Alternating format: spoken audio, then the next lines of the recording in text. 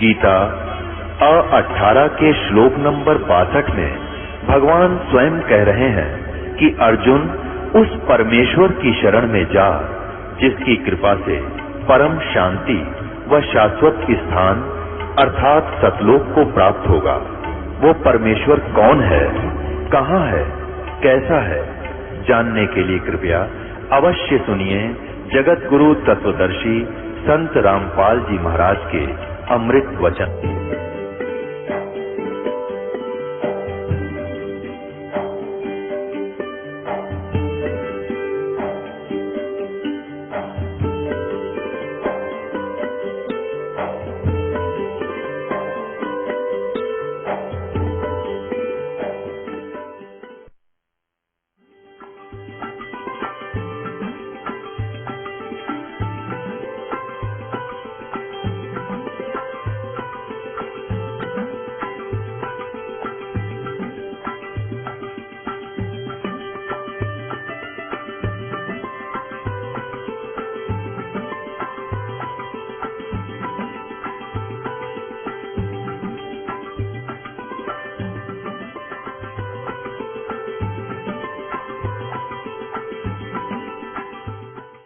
पुणात्मो, इन पवित्र चारों वेदों का कोड वर्डों में संक्षिप्त है गीता जी।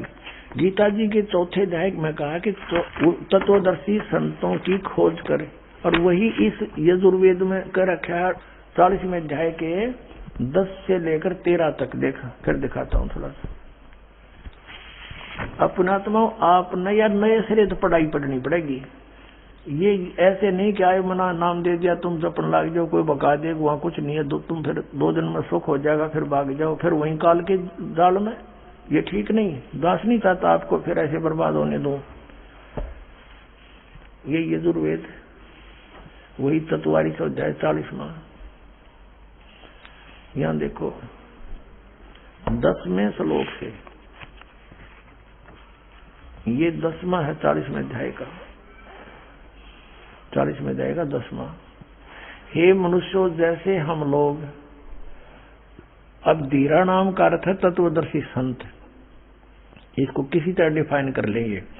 धीरा नाम माने तत्वदर्शी संत, मेधावी योगी विद्वानों से, क्योंकि यो योग ने मैं तो देता इसलिए अनुवाद अपने हिसाब से कर दिया। तत्वदर्शी संतों से जो वचन सुनते हैं, वेद ज्ञान दाता कहता है कि जो धीराणाम तत्वदर्शी संतों से जो हम वचन सुनते हैं, जो वे लोग हमारे प्रति व्याख्यान पूर्वक कहते हैं, विस्तार से कहते हैं, वे लोग संयोग।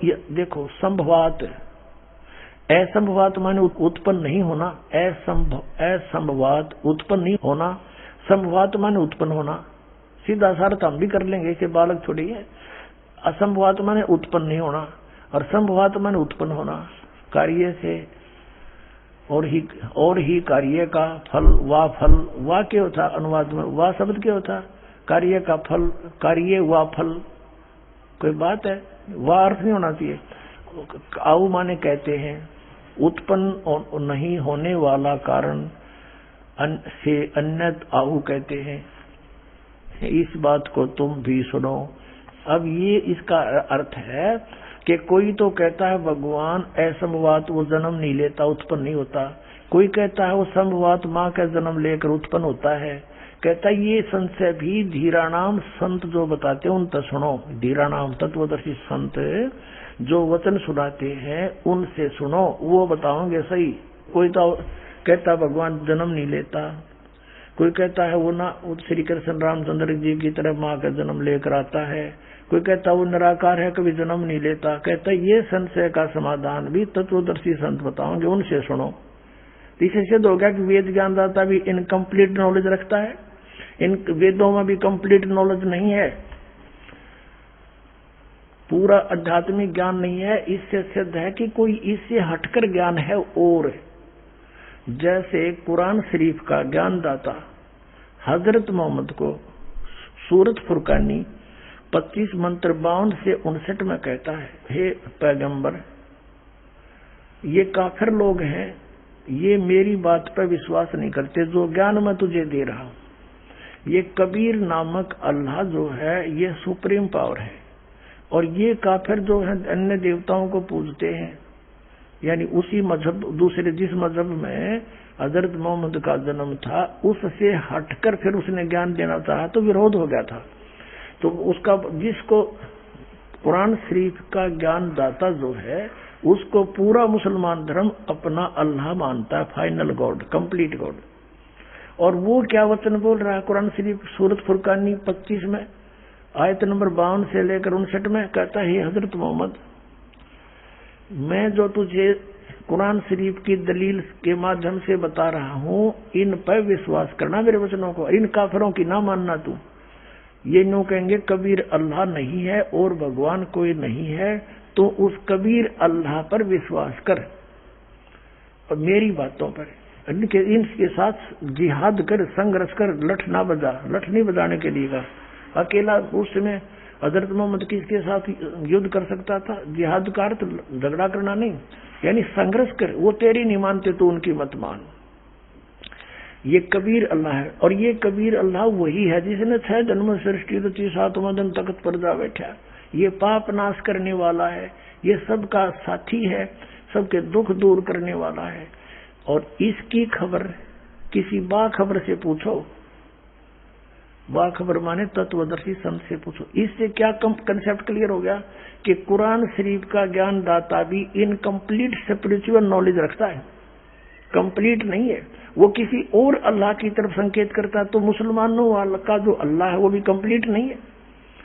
जैसे मुसलमान पहले हिंदुओं को जबरदस्ती इसलिए मुसलमान बना करते कि ये देवताओं को पूजते हैं और इन बेचारों का जीवन नष्ट हो रहा है, ये इनको कुछ नहीं दे सकते, और वो अपने गॉड ने फाइनल मान रहे थे और उनका कोई शौक नहीं था, उनको जबरदस्ती, उन्होंने सोचे इनका कल्याण हो जाएगा। लेकिन आप वो सारे कर्म बदल दिए जो हजरत मोहम्मद जी ने नियम बनाए थे। हजरत मोहम्मद जी ने कभी मांस नहीं खाया और इस तरह कोई बिस्मिल नहीं किया।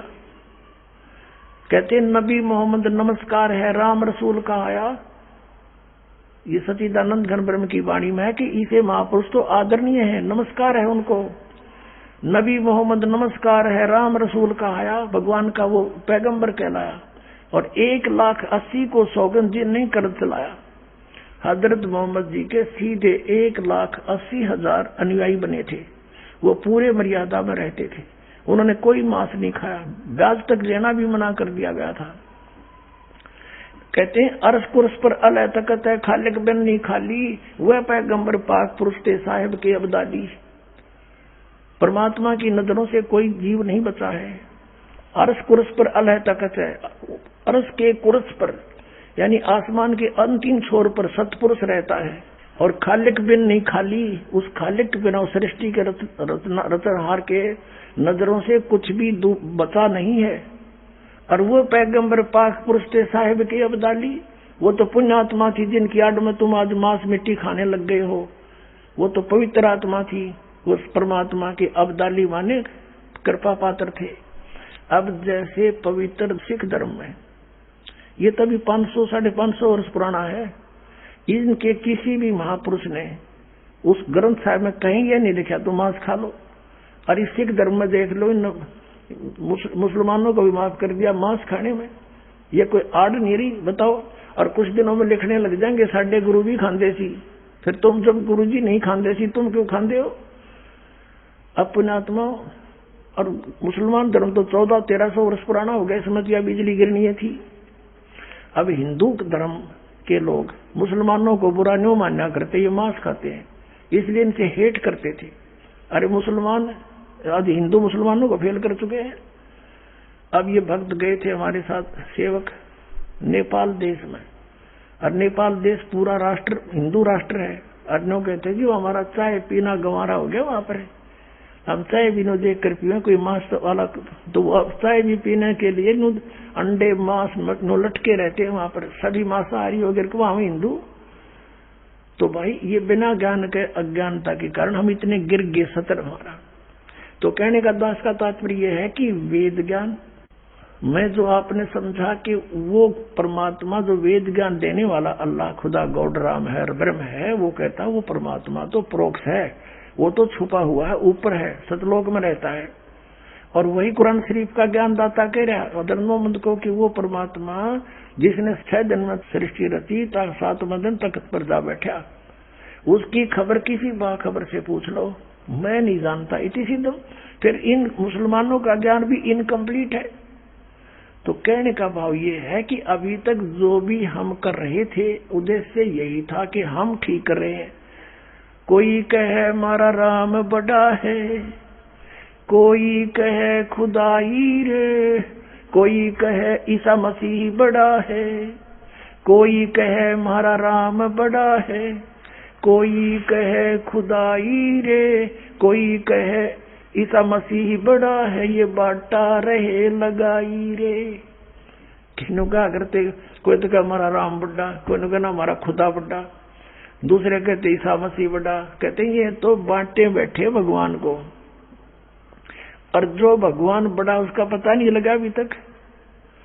तो अब लग गया, अब संभालो उस जीवन को, बर्बाद ना होने दो और लगो मालिक के चरणों में। देखो कितना आनंद आता है।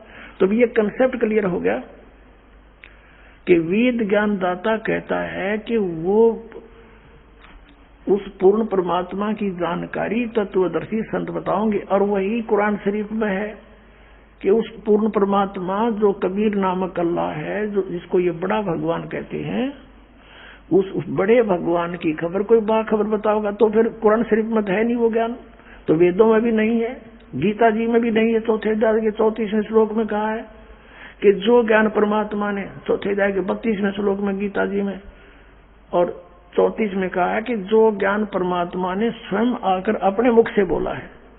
आपको वेदों में प्रमाण दिया है। ऋग्वेद मंडल नंबर 9 सूक्त नंबर 86 मंत्र 26-27 में, ऋग्वेद मंडल नंबर 9 सूक्त 82 मंत्र 1, 2, 3 में, ऋग्वेद मंडल नंबर 9 सूक्त 96 मंत्र 16 से लेकर 20 में, और भी अनेक स्थानों पर ऋग्वेद मंडल नंबर 9 सूक्त 1 मंत्र 8 और 9 में, ऋग्वेद मंडल नंबर 9 सूक्त 20 मंत्र 1 में, और भी अनेक स्थानों पर कहा है कि परमात्मा ऊपर सतलोक में रहता है, ऊपर तीसरे मुक्तिधाम में, वहां से सह शरीर चलकर आता है। और यहाँ फिर 3 सतिथि में आता है। एक सती 3 सतलोक में रहता है, मनुष्य दृश्य है, करोड़ सूर्य मिला दे करोड़ चंद्रमा ऐसा उसका एक रोमकूप का प्रकाश है, इससे भी अधिक है। और दूसरा एक प्रत्येक युग में शिशु रूप धारण करके आता है।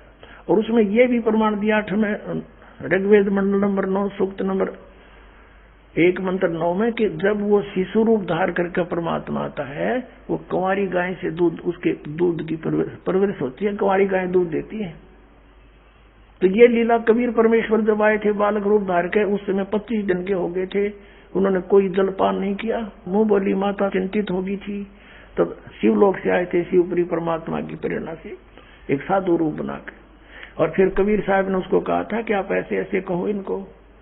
तब कबीर साहब ने बातें की 25 दिन के बालक ने। तब एक कुंवारी गाय मंगवाई गई थी, और कबीर साहब ने कहा था शिव जी तो इसकी कमर पर हाथ मार दे, थपकी मार, इसको आशीर्वाद दे। आशीर्वाद देते उसमें दूध चलने लग गया। फिर उस गाय से कबीर परमात्मा की परिवर्ष हुई थी। तो वो परमात्मा कबीर साहब है, वो काशी में धानक रूप में आए थे, वो परमात्मा है वो। अब जो प्रसंग चल रहा है कि कुरान शरीफ का ज्ञान, जैसे चौथे अध्याय के 34वें श्लोक में 32वें श्लोक में गीता जी में कहा है कि वो परमात्मा स्वयं आकर के ज्ञान देता है, और वो सच्चिदानंद घन ब्रह्म की वाणी है, कबीर वाणी।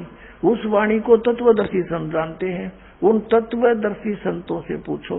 तो इसका मतलब गीता ज्ञान इनकम्प्लीट, वेद ज्ञान इनकम्प्लीट, और कुरान शरीफ का ज्ञान इनकम्प्लीट। तो वो कंप्लीट ज्ञान इस दास के पास है, और ग्रहण करो, आओ और पाओ सतलोक में। कहते हैं 4 मुक्ति जहाँ चंपी करती माया होरी दासी, दास गरीब अभय पद पर से वो मिले राम अविनाशी। बोलो सतगुरुदेव।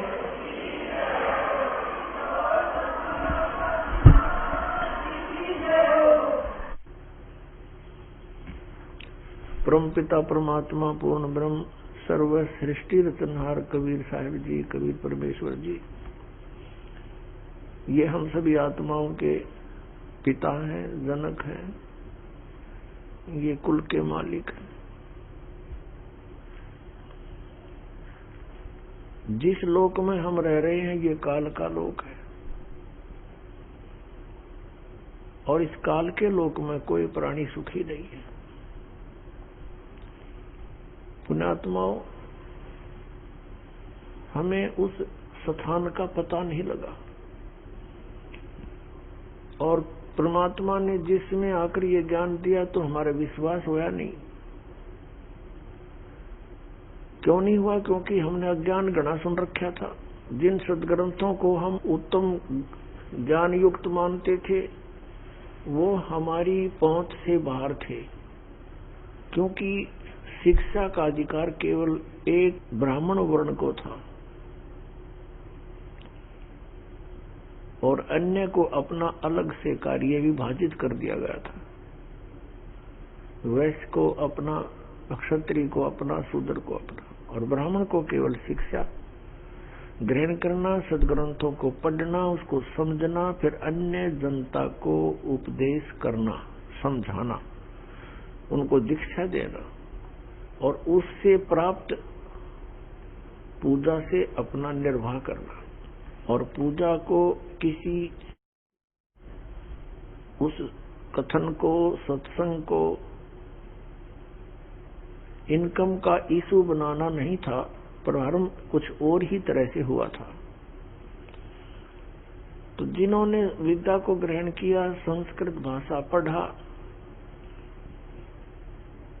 उनको वेद समझ में आए नहीं, न पुराणों का ज्ञान हुआ और न ही श्रीमद् भगवत गीता जी को वो समझ सके, जिस कारण से हमें लोग वेद सुनाते रहे,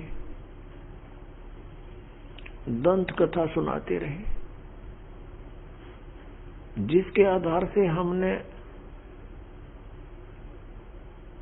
उन परमात्माओं को शिरोधार्य कर लिया जो हमें कोई लाभ नहीं दे सकते।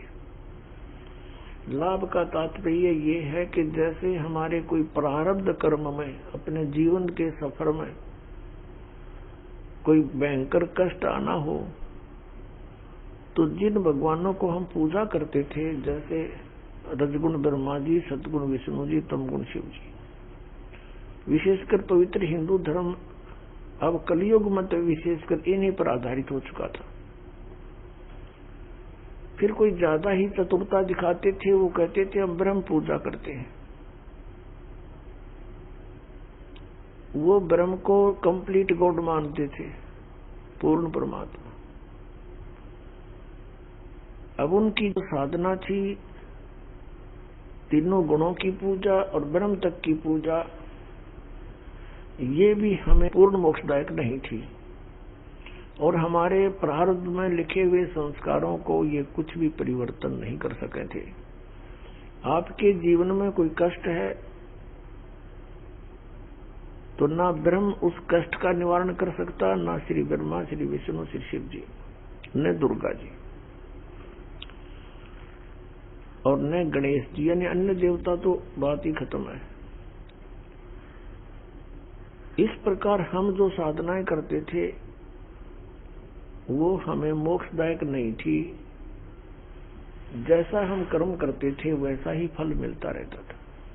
लेकिन आत्मा के अंदर एक अजब प्रेरणा थी कि कोई साधु संत होते हैं, ऐसे अवश्य कोई ऋषि संत हैं जो हमारे दुखों का निवारण कर सकते हैं। उसके लिए हम, उस कष्ट के निवारण के लिए हम कहीं ना कहीं किसी ना किसी संत या मंदिर, मस्जिद, गुरुद्वारों में अवश्य जाते हैं, या कहीं पहाड़ों पर, पर्वत पर, गुफाओं में, जंगल में। और जिस भी ऋषि से हम मिलते हैं वो यही कह देता है कि आप ऐसे करो, ऐसी साधना करो, इतना दान करो, ऐसे यज्ञ करवाओ। वो सारा कुछ करने के बाद भी जब समाधान नहीं होता है तो अंत में वो कह देते हैं कि ये तुम्हारे प्रारब्ध कर्म में लिखा है, इसको तो भोग कर ही पूरा करना होगा, ये इनका विधान है। अब पुण्यात्माओं, उसके पश्चात भी आत्मा नहीं रुकती है। उसको मालूम है कि कोई है परम शक्ति जो हमारे प्रारब्ध के कष्ट को भी दूर कर सकता है। और दुख पाप से होते हैं, सुख पुण्य से होते हैं। अब जब तक पाप नहीं कटेगा तो सुख नहीं हो सकता।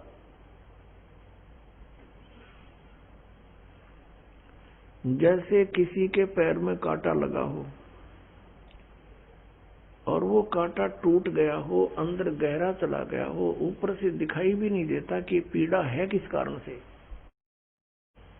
तो किसी के पास जाते हैं, वो ये कहता है, चेक करके बता देता है कि ये पीड़ा आपको कांटे के कारण है। और फिर वो व्यक्ति ये कहे कि कांटा तो निकलेगा नहीं, जूता पहन ले, भविष्य में कांटा नहीं लगेगा। तो यहाँ विशेष विचारणीय बात है कि कांटा लगे पैर में जूता पहना नहीं जा सकता। कांटा निकले और फिर इस डर से जूता पहनेगा प्राणी कि कहीं फिर से कांटा ना लग जाए। इस डर के मारे वो फिर कभी जूता उतारेगा नहीं। तो इन महापुरुषों की जो परमात्मा से परिचित नहीं थे, उनका ये कथन था, ये विधान था, ये फाइनल था इनकी ओर से। क्योंकि ये साधना किसकी करते थे? श्री ब्रह्मा रजगुण, श्री विष्णु सद्गुण, श्री शिव जी तमगुण की, और ब्रह्म की। इससे आगे इनको ज्ञान नहीं। जैसे गीता जी अध्याय नंबर 15 के श्लोक नंबर 1 से 4 में, ऊपर को जड़, नीचे को तीनों गुण रूपी शाखा वाला उल्टा लटका हुआ संसार रूपी वृक्ष है, और इसको जो सभी विभागों सहित बता देगा स वेदविद, वो तत्वदर्शी संत है। फिर गीता जी अध्याय नंबर 15 के श्लोक 4 में कहा कि तत्वदर्शी संत की प्राप्ति के उपरांत परमेश्वर के उस परम पद की खोज करनी चाहिए, जहां जाने के बाद साधक फिर कभी लौटकर वापस संसार में नहीं आता। गीता जी अध्याय नंबर 15 के 16-17 श्लोक में कहा है कि 2 पुरुष हैं, सरपुरुष अक्षर पुरुष। सरपुरुष का अर्थ होता नाशवान प्रभु, पुरुष माने प्रभु, और अक्षर पुरुष अविनाशी प्रभु।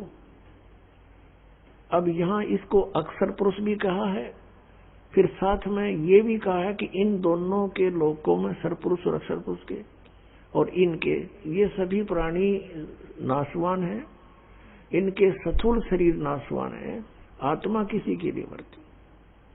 फिर गीता जी अध्याय नंबर 15 के श्लोक 17 में स्पष्ट किया कि उत्तम पुरुष है तू अन्य, परमात्मा इति उदारते, यह लोक तरम आविष्य विभर्ति अवैश्वर है। 17वें श्लोक में श्रीमद् भगवत गीता अध्याय 15 में कहा है कि उत्तम पुरुष श्रेष्ठ प्रभु तो इन दोनों से कोई अन्य है। गीता जी अध्याय नंबर 8 के श्लोक नंबर 1 में अर्जुन ने पूछा कि आपने 7वें अध्याय के 29वें श्लोक में जिस तत्व ब्रह्म के विषय में जानकारी दी है कि उस तत्व ब्रह्म को जानने के उपरांत और सारे अध्यात्म ज्ञान से परिचित प्राणी केवल जरा और मरण से छूटने का ही प्रयत्न करता है, जो तत्व ब्रह्म से परिचित हो जाता है। तो अर्जुन ने पूछा फिर किम तत्व ब्रह्म, वो तत्व ब्रह्म क्या है? 8वें अध्याय के 3रे श्लोक में उत्तर दिया गीता ज्ञानदाता इस सरपुरुष ब्रह्म ने कि वो परम अक्षर ब्रह्म है। तो यहाँ जो गीता जी अध्याय नंबर 15 के श्लोक 17 में कहा है वो परम अक्षर ब्रह्म की तरफ संकेत है। परम अक्षर ब्रह्म कहो, परम अक्षर पुरुष कहो, और वही तीनों लोकों में प्रवेश करके सबका धारण पोषण करता है। वो अव्यय ईश्वर है, वास्तव में वो अविनाशी परमेश्वर है। अब अभी तक इन्होंने सरपुरुष की साधना की, ब्रह्म की, सभी ऋषि महर्षियों ने। गीता जी अध्याय नंबर 8 के श्लोक नंबर 13 में कहा कि अर्जुन ओम इति एकाक्षरम ब्रह्म व्यवहारण माम अनुस्मरण ये पर्याति तदन देहम सयाति परमाम गतिम। मुझ ब्रह्म का केवल एक ओम मंत्र है, यही एक ओम मंत्र है, नथिंग एल्स। उच्चारण करके सिमरण करता हुआ जो शरीर त्याग कर जाता है सयाति परमाम गतिम, यानी अंतिम सांस तक इसी का मंत्र करता हुआ शरीर छोड़ जाता है, तो वो परम गति को प्राप्त होता है। कौन सी परम गति? जो ओम नाम के जाप से प्राप्त होगी। वो क्या होगी? ब्रह्म का जाप है ओम, और ब्रह्म लोक प्राप्ति होगी। और गीता अध्याय नंबर 4 के श्लोक नंबर 5-9 में, गीता अध्याय नंबर 2 के श्लोक नंबर 12 में, गीता अध्याय नंबर 10 के श्लोक नंबर 2 में गीता ज्ञानदाता कहता है कि मेरा जन्म मृत्यु होता है, तेरा भी होता है अर्जुन, तू जानता नहीं, मुझे याद है।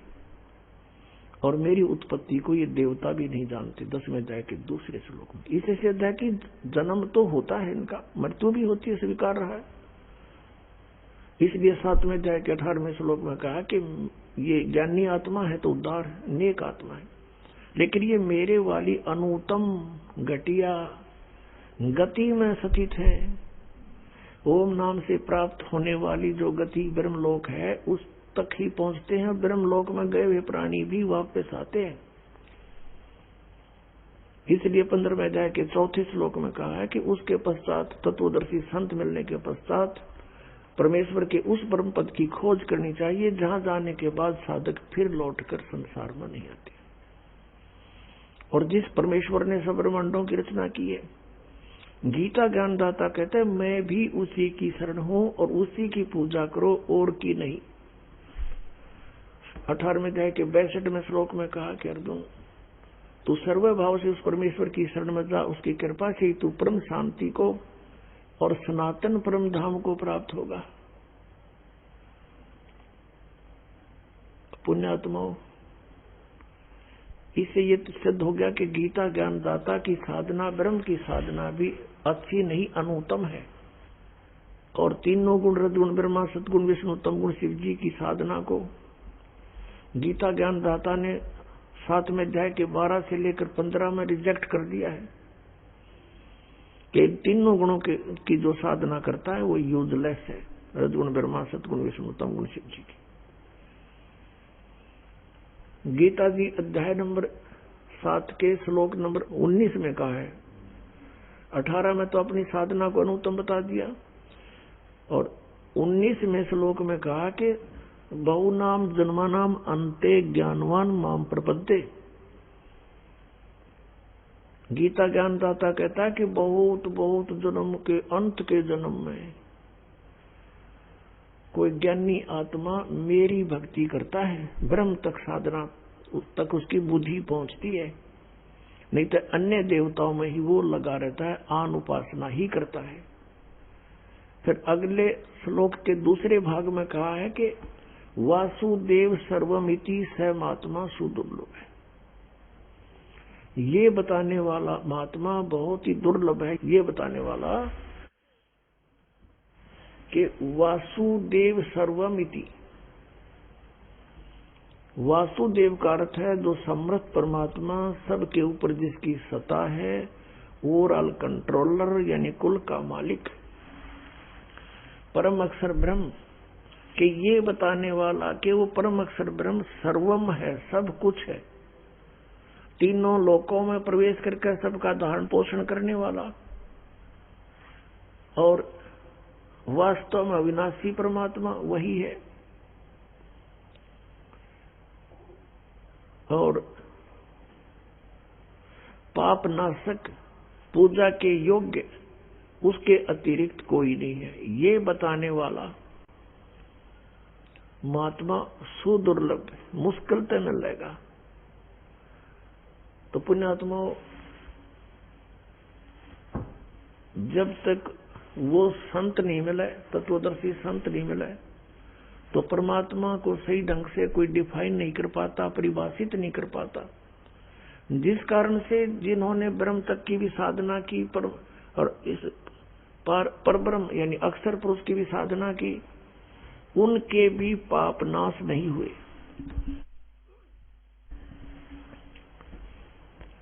और जैसा कर्म था वो भोगना ही पड़ा। जैसे कुछ श्रद्धालु कहते हैं कि भगवान श्री कृष्ण जी ने राजा मोर ध्वज के पुत्र ताम्र ध्वज को आरे से 2 फाड़ करवा दिया था, वो मृत्यु को प्राप्त हो गया था, और फिर भगवान श्री कृष्ण ने उसको जीवित कर दिया था। अब यहां पर हमारी बुद्धि अटकेगी कि श्री कृष्ण भी तो बहुत शक्ति रखता है और उस मरे हुए बालक को जीवित कर दिया। केवल इस एक उदाहरण से हमने भगवान की संज्ञा में किसी को नहीं लिया जा सकता। अब विचार करने की बात है, क्योंकि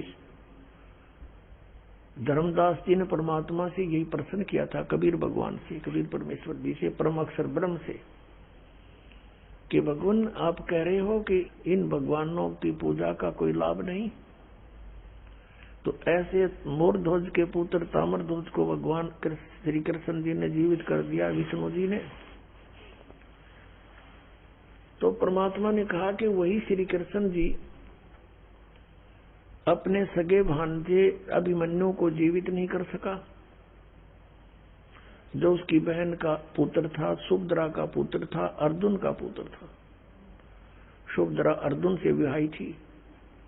चक्रव्यूह में महाभारत के युद्ध में मृत्यु को प्राप्त हो गया था, पांडवों का कुलनाश हो रहा था, श्री कृष्ण रो रहा था, पूरा परिवार रो रहा था। सुभद्रा टक्कर मार रही थी, श्री कृष्ण जीवित नहीं कर सके। बोल तब से धर्मदास जी ने कहा, प्रभु आप ही बताओ फिर। तब परमेश्वर ने कहा कि इतनी शक्ति है इनमें, किसी के कटे जैसे आप पे कटवाया जाके जीवित कर दिया, क्योंकि ताम्र ध्वज की आयु शेष थी और अभिमन्यु की आयु थी नहीं, उसके प्रारब्ध में इतनी ही आयु थी, इसमें ऐसे ही मृत्यु लिखी थी, जिस कारण से श्री कृष्ण वहां पर फेल हो गया। ये संस्कार चेंज नहीं कर सकते, बदल नहीं सकते। तो पुण्यात्मा कौन है वो परमात्मा? जैसे आपको दिखा था कि यजुर्वेद अध्याय नंबर 5 के मंत्र नंबर 32 में है कि कबीर अंगारी हसी बम्भारी हसी। वो कबीर परमात्मा, कबीर देव, कबीर साहब, परम अक्षर पुरुष, ये पाप नाशक है और यही हमारे कर्मों के बंधनों का शत्रु है, यानी बंदी छोड़ है, सतलोक में रहता है। अपने आत्माओं परमेश्वर कबीर जी ने कहा कि वेद मेरा भेद है, मैं मिलूं वेदन में नाही, जौन वेद से मैं मिलूं ये वेद जानते नहीं। कबीर परमेश्वर जी कहा करते कि ये चारों वेद मेरी ही महिमा का गुणगान कर रहे हैं, लेकिन इन वेदों में मैं नहीं हूं, मुझे मेरे पाने की विधि नहीं है, महिमा मेरी ही है। और जौन वेद से, जिस वेद से मैं मिलूं उसे वेद जानते ना। वो सूक्ष्म वेद, सूक्ष्म वेद ये 5वां वेद है, और कहते इसके बारे में इन वेदों में ज्ञान नहीं। इसलिए गीता के अध्याय नंबर 4 के 32 और 34 में कंसेप्ट क्लियर किया है कि जो ज्ञान धार्मिक अनुष्ठानों की विस्तृत जानकारी सच्चिदानंद घन ब्रह्म अर्थात ब्रह्म ने मुखे सच्चिदानंद घन ब्रह्म ने स्वयं आकर अपने मुख कमल से बोली है, उसमें विस्तार से कही गई, वो तत्व ज्ञान है। और उसको जानने के बाद सर्वथा कर्म बंधन से मुक्त हो जाता है प्राणी। तो चौथे अध्याय के 34वें श्लोक में कहा कि उस ज्ञान को तू तत्वदर्शी संतों के पास जाकर समझ। तो इससे सिद्ध हो गया कि गीता ज्ञानदाता भी उस सूक्ष्म वेद से परिचित नहीं है। अब ये सभी ये कहते हैं कि प्रारब्ध के कर्म को भोगना ही पड़ता है, पाप नाश नहीं होते, क्योंकि पाप से कष्ट होता है और पाप नाश होने से सुख होगा। तो पुण्यात्मा परम पिता परमात्मा परम अक्षर ब्रह्म कबीर देव जी की शरण में आने से आपके ये कांटे निकलेंगे और इन कांटों के निकलने से आप सुखी होगे और फिर ये राम नाम का जूता पहनोगे जो दास आपको बता रहा है। फिर आप मर्यादा में रहोगे कि कहीं मर्यादा खंड होगी, यानी राम नाम का जूता निकाल दिया तो फिर से आपत्ति ना आ जा। इस डर से फिर आप कभी जूता नहीं निकालोगे, आप आजीवन सुखी होगे और सतलोक प्राप्ति होगी। अभी तक जितने भी ये ऋषि हुए हैं, ये माने जाते थे कि ये वेदों को अच्छी तरह जान चुके हैं, लेकिन ये सारे नकली थे, इनको कह का भी ज्ञान नहीं था वेदों के बारे में। आपको दिखाता हूं, पुण्यात्माओं, आपको एक झलक दिखाते हैं उन ऋषि महर्षियों की जो बहुत बड़े विद्वान माने जाते थे। उनके क्या विचार हैं और वेद क्या बताते हैं, यह आप पर निर्णय हो जाएगा कि ये किसे विद्वान थे। देखिएगा, ये है श्रीमद् देवी भागवत यानी देवी पुराण और गीता प्रेस गोरखपुर से प्रकाशित है। संपादक है हनुमान प्रसाद पोदार, चिमनलाल गोस्वामी।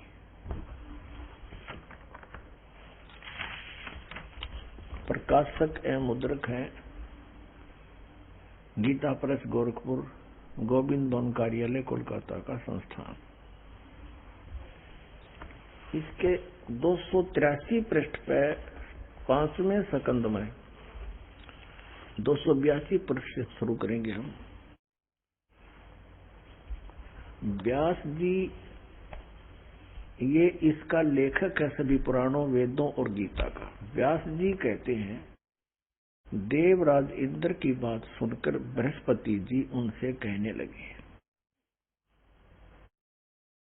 यानी ये बृहस्पति जी के विचारों को व्यास जी बता रहे हैं कि बृहस्पति जी यानी देवताओं के गुरु हैं बृहस्पति जी, राक्षसों के गुरु माने जाते हैं शुक्राचार्य।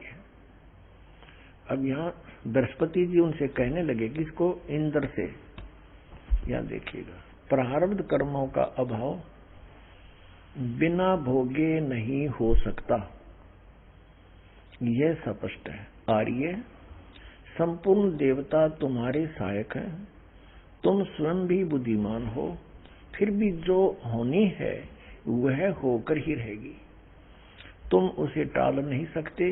ऐसी स्थिति में सुख और दुख की चिंता में नहीं पड़ना चाहिए।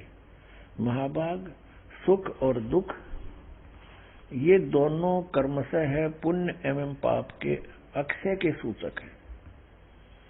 इसका कहने का भाव ये है, यदि आपको सुख और दुख दोनों, यानी आपका सुख आपको प्राप्त है, आपके पुण्य नाश हो रहे हैं, क्षय माने नाश, और दुख है तो आपके पाप कट रहे हैं, बस ऐसे काट लो, फिर भगवान की भक्ति की क्या जरूरत, क्या आवश्यकता रहेगी फिर भाई।